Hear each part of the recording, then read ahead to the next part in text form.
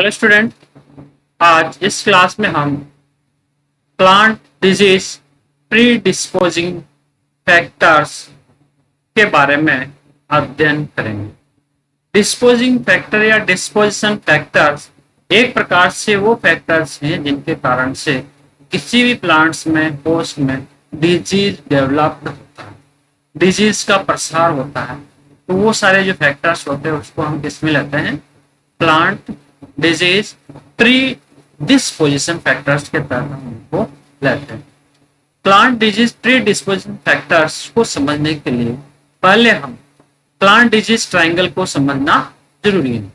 Plant disease triangle को हम यहाँ पर देख रहे हैं कि कोई भी जो डिजीज है कब होगा। डिजीज को होने के लिए एक प्रकार से ये तीन कंडीशंस होना जरूरी है। कौन सी? होस्ट होना जरूरी है, पैथोजन होना जरूरी है और एनवायरमेंटल होना। एक प्रकार की जो तीनों जो एलिमेंट्स हैं, घटक हैं, कंपोनेंट्स हैं, इन तीनों कंपोनेंट्स का जो बेस है, वो जो कारण है, उसके आधार पर भी किसी प्लांट्स में डिजीज होगा नहीं होगा, इसका हम डिटरमिनेशन कर सकते हैं। ये जो फैक्टर्स हैं प्री डिस्पोजिंग फैक्टर्स, इन प्री डिस्पोजिंग फैक्टर्स को एक प्रकार से हम तीन पार्ट्स में डिवाइड कर सकते हैं। जैसे कि पहला आता है आपका होस्ट। होस्ट जो है कब डिजीज होगा? होस्ट ससेप्टेबल होगा। कैसा होगा? ससेप्टेबल होगा। उसकी फसल ली जाएगी, क्रॉप होगी और कल्टीवेटर होगी। इसी प्रकार से पैथोजेंस। पैथोजेंस डिजीज होने के लिए क्या कंडीशन अनिवार्य है कि पैथोजेंस विरुलेंट पैथोजेंस होगा, fungi, bacteria, virus, nematodes, mycoplasma या स्पाइरोप्लाज्मा। इसी प्रकार से तीसरा है डिजीज होने के लिए फेवरेबल एनवायरमेंट कंडीशंस।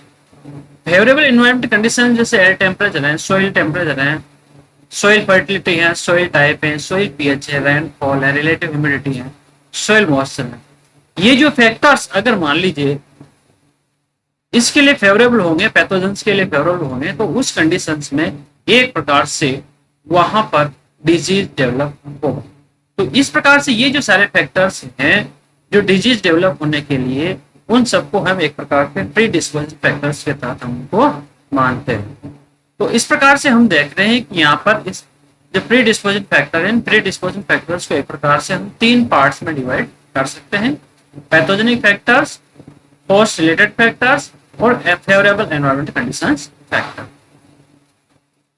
अब हम इसी प्रकार से इसको माजास डिजीज पिरामिड्स के माध्यम से भी इसको हम बना सकते हैं कि यहाँ पर दिखाया गया ससेप्टेबल होस्ट होना जरूरी है, फेवरेबल एनवायरमेंट कंडीशन होना जरूरी है और विरुलेंट पैथोजन होना जरूरी है। उसी कंडीशंस में डिजीज प्रोड्यूस होता है। इसी प्रकार से इस डायग्राम के माध्यम से हम समझ रहे हैं पैथोजन, प्लांट्स और एनवायरमेंट।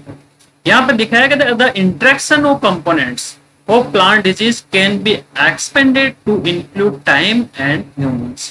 एक प्रकार से ये जो तीनों घटक है, इन तीनों घटक में होने वाले जो इंटरेक्शन है, इन इंटरेक्शन में टाइम का भी फर्क पड़ता है और साथ साथ मनुष्य जो ह्यूमंस है उसका क्या रोल है वो भी इसको प्रोवाइड करने का कार्य कर रहा है। Time is often considered as the fourth components of plant disease development. Time important है। इसके बाद the four component together can quantity the amount of disease.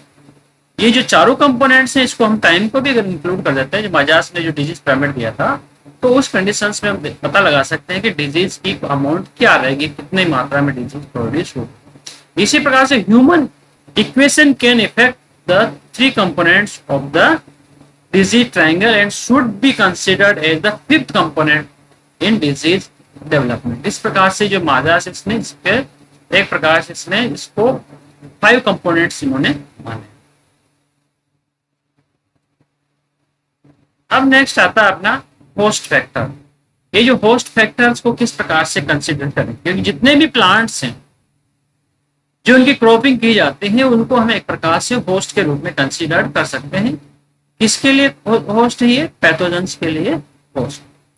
Degree of genetic uniformity, crop plants, inbreed lines, ये चीजें हैं जो एक प्रकार से होस्ट फैक्टर को एक प्रकार डिजीज होने के लिए प्रोवाइड करने वाले कारण। इसी प्रकार से तो इस प्रकार से होस्ट फैक्टर में कौन कौन से पॉइंट्स को हम कंसीडर कर रहे हैं? एक तो डिग्री ऑफ जेनेटिक यूनिफॉर्मिटी, जो प्लांट्स हैं उन प्लांट्स में यूनिफॉर्मिटी कितनी, आनुवंशिक यूनिफॉर्मिटी कितनी है, इनब्रीड कैसी है। इसी प्रकार age affect disease development depending on plant pathogens interaction. जो एज है, ये एज एक प्रकार से जो पैथोजेंस है उनके साथ इंटरेक्शन को प्रोवाइड करने का कार्य करते हैं। जो प्लांट्स एजेड हो जाते हैं एक प्रकार से जो ओल्ड प्लांट्स होते हैं, उन ओल्ड प्लांट में डिजीज आसानी से लग जाता है।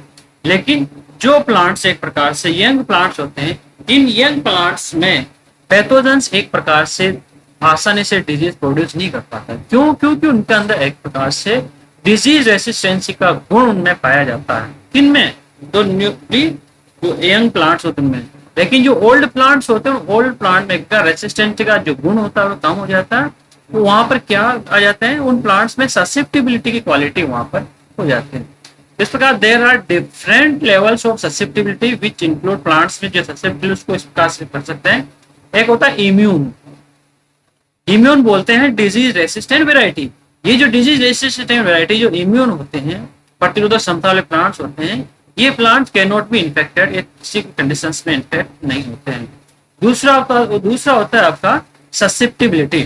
ससेप्टिबिलिटी मीन्स उसकी सुग्राह्यता।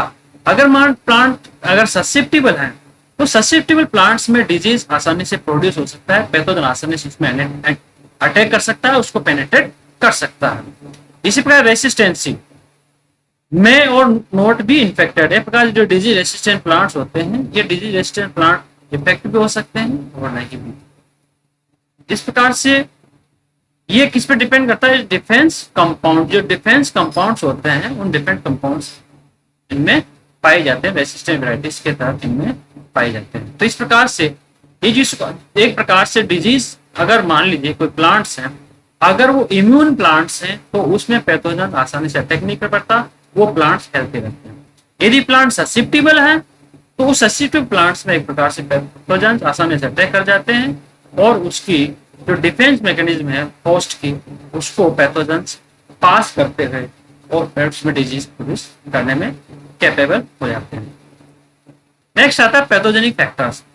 पैथोजेनिक फैक्टर्स में क्या क्या चीजें इंक्लूड करते हैं? तो अमाउंट ऑफ इनोकुलम, एक प्रकार से जो डिजीज प्रोड्यूस करने वाले जो पैथोजेनिक प्रोपेग्यूल्स हैं, इनकी मात्रा कितनी है, इनोकुलम की मात्रा कितनी है। अगर मान लीजिए इनोकुलम की मात्रा कम होगी तो वो डिजीज प्रोड्यूस करने में कैपेबल नहीं हो पाता। इसी जैसे कि हम वायरस के लिए मानते हैं, वायरस का डायल्यूशन एंड पॉइंट होता है। अगर डायल्यूशन एंड पॉइंट 1/1,00,000 हो रहा है तो उससे अधिक है तो उस कंडीशन में वो डिजीज प्रोड्यूस करने में कैपेबल नहीं होगा। इस प्रकार से अमाउंट कितना है, स्पोर्स की मात्रा कितनी है, कोनिडिया की मात्रा कितनी है, वो डिपेंड करता है पैथोजन पर। नेक्स्ट आता है पैथोजन जेनेटिक्स। पैथोजन की जेनेटिक्स कैसी है, उसकी आनुवंशिकता कैसी है। एक प्रकार से वो पैथोजन विरुलेंट है या नॉन विरुलेंट है। अगर पैथोजन विरुलेंट होगा तो विरुलेंट पैथोजन होस्ट में आसानी से अटैक कर पाता है। यदि पैथोजन नॉन विरुलेंट होगा तो पैथोजन एक प्रकार से होस्ट में प्लांट्स में डिजीज प्रोड्यूस करने में कैपेबल नहीं हो पाता। तो इस प्रकार टाइप्स ऑफ रिप्रोडक्शन जो पैथोजन में मोनोसाइक्लिक है, पॉलीसाइक्लिक है, किस प्रकार का पैथोजन है। एक ecology and mode of spread, जो पैथोजन से उसका स्प्रेड का मोड क्या, एयर के द्वारा स्प्रेड हो रहा है, सोइल के द्वारा हो रहा है, सीड के द्वारा, वेक्टर डिपेंडेंस के द्वारा होता है, किसके माध्यम से पैथोजन एक प्रकार से स्प्रेड हो रहा है। अगर मान लीजिए पैथोजन हवा के माध्यम से स्प्रेड हो रहा है तो इस प्रकार की जो पैथोजन होते हैं वो एक प्रकार से एपिफाइटोटिक डिजीज प्रोड्यूस करते हैं। जैसे कि रस्ट डिजीज में यूरिडोस्पोर्स है, टेलिटोस्पोर्स है। इसी प्रकार से जो कुछ कोनिडियास होते हैं, तो इस प्रकार से जो डिजीजेस होते हैं ये डिजीजेस आसानी से फैल जाते हैं हवा के माध्यम। इसी प्रकार सॉइल बोर्न जो डिजीज होते हैं वो सॉइल के माध्यम से फैलते हैं। सीड बोर्न डिजीज होते हैं, इंटरनल और एक्सटर्नल सीड बोर्न डिजीज होते हैं, जैसे covered smut, loose smut disease हम पढ़ते हैं, तो वो एक प्रकार से इनके माध्यम से फैलता है। इसी प्रकार से कुछ पैथोजेंस होते हैं वेक्टर डिपेंडेंसी होते हैं, जैसे वायरल पैथोजेंस है, वो वायरस पैथोजेंस किसी न किसी ट्रांसमिटिंग एजेंसी के माध्यम से वो एक प्लांट से दूसरे प्लांट्स में फैलते हैं। तो इस प्रकार से वो जो एजेंसी है उनको उपलब्ध हो रही है नहीं हो रही वो डिपेंड करेगा पैथोजेंस की, एक प्रकार से पैथोजेंस की मात्रा होस्ट तक पहुंचने पर। इस प्रकार से ये पैथोजेंस की ये इसमें पैथोजेनिक फैक्टर्स के तहत ये चीजें आती हैं। फिर नेक्स्ट आता है एनवायरमेंटल फैक्टर्स। एनवायरमेंटल फैक्टर में जैसे मॉइस्चर कैसी है, टेम्परेचर कितना है, effect of human culture practice है, monoculture, amount of inoculum, seed quality, disease residues, rotation, alternate cost, introduction of few pathogen. ये चीजें एनवायरमेंट फैक्टर्स के तहत इंक्लूड करते हैं। इनका पॉइंट वाइज हम अध्ययन करेंगे। पहला आता है मॉइस्चर।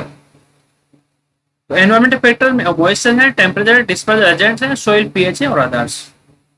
तो जो पहला जो पॉइंट है आपका वो होता है आपका मॉइस्चर, आर्द्रता।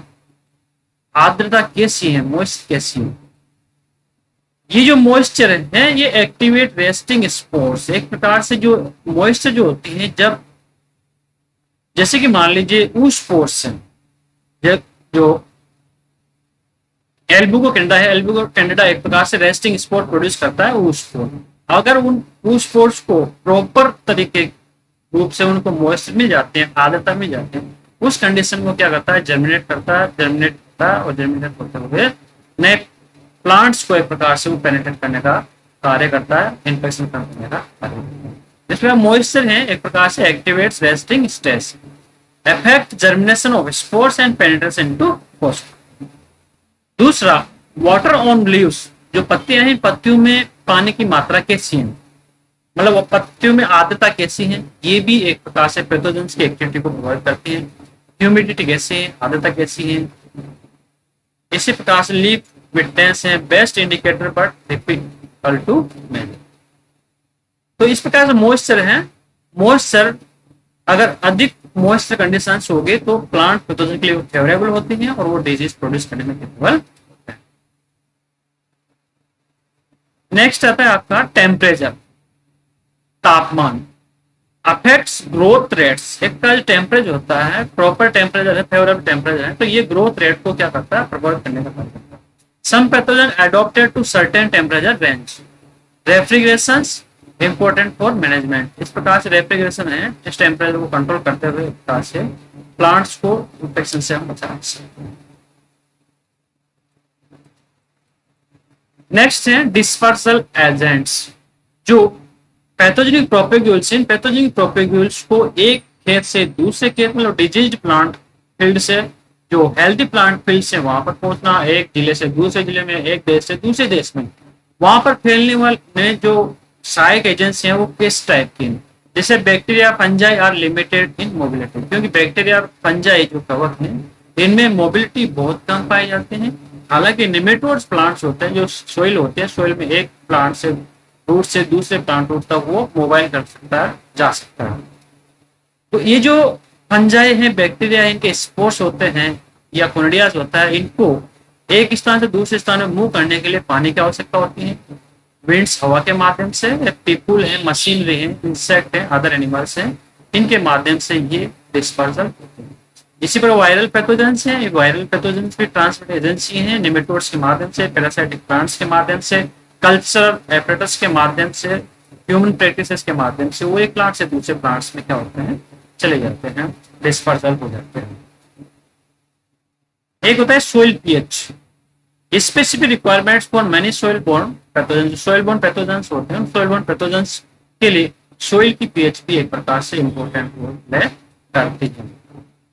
नेक्स्ट है others, wide spread planting of genetically homogeneous crop can favour epidemic. अगर मान लीजिए प्लांट पैथोजेंस अगर होमोजेनस हैं तो उस कंडीशंस में एक प्रकार से एपिडेमिक डिजीज प्रोड्यूस होते हैं। अब ये जो हमने पैथोजेनिक फैक्टर्स हमने पढ़े, इन जो एनवायरमेंटल फैक्टर्स है, इन एनवायरमेंटल फैक्टर्स को एक प्रकार से जब मेजर किया जाता है उनके बेस पर एक प्रेडिक्शन दिया जाता है फार्मर्स को, उसको हम एक डिजीज फोरकास्टिंग करते हैं। जैसे कि आयरलैंड में लेट ब्लाइट ऑफ पोटैटो जब डिजीज प्रोड्यूस होता है, वो 7 से 10 दिन जब रह जाता है, उसके बाद में फार्मर जो बोटनिस्ट होते हैं, साइंटिस्ट होते हैं, वो एक प्रकार से जो क्लाइमेटिक कंडीशन है उनको रिकॉर्ड करते हैं और उन्होंने रिकॉर्ड करके इस चीज को बताया कि वहां पर नोटेड किया उन्होंने, जो लेट ब्लाइट ऑफ पोटैटो है वो डिजीज एक प्रकार से अगर टेम्परेचर 25 से 25.5 डिग्री टेम्परेचर के मध्य 10 दिन का अगर एवरेज टेम्परेचर वहां पर उपस्थित है, इसी प्रकार से जो 10 डेज है उनका रेनफॉल अगर 3 सेंटीमीटर है, इसी प्रकार से क्लाउडनेस वहां पर पाई जा रही है और ह्यूमिडिटी जो है 90% है, तो ये जो क्लाइमेटिक कंडीशंस हैं, एनवायरमेंट कंडीशंस हैं, एनवायरमेंट फैक्टर्स के आधार, इसके आधार पर क्या किए जाते हैं, डिजीज फोरकास्टिंग की जाते हैं और फार्मर्स को एडवाइस दी जाते हैं कि ये डिजीज पेस्टिसाइड होगा, एपिफाइट होगा, तो अपनी क्रॉप को बचाने के लिए फंजीसाइड से उनका यूज करें ताकि उस डिजीज से बचा जा सके। इसी प्रकार से जैसे हम जानते हैं कि जो रस्ट डिजीज जो वीट है, जो गेहूं का कीट रोग है, ये एक प्रकार से जो इंडिया के जो मैदानी भाग होते हैं, इन मैदानी भागों में ये डिजीज एक प्रकार से जनवरी के लास्ट वीक या फरवरी के फर्स्ट वीक में, ये जब हवाएं उत्तर भारत से दक्षिण भारत की या मैदानी भागों को चलते हैं, तो वो स्पोर्ट्स जो होते हैं, यूरोड स्पोर्ट्स होते हैं, मैदानी भागों में चले जाते हैं और मैदानी भागों की जो क्रॉप जो होती है यंग स्टेज में होती है, उनको डिजीज प्रोड्यूस करते हैं। तो फार्मर्स को ये एडवाइस दी जाती है कि आप जो क्रॉप यूज कर रहे हो वीट की, उनको एक प्रकार से कम समय में पकने वाली क्रॉप्स को आप यूज करें ताकि डिजीज से बचा जा सके। इस प्रकार से ये सारे जो फैक्टर्स होते हैं, वो फैक्टर्स को हम किसमें रखते हैं, प्री डिस्पोजिंग फैक्टर्स के तहत योगदान करते हैं। आज के क्लास के लिए धन्यवाद।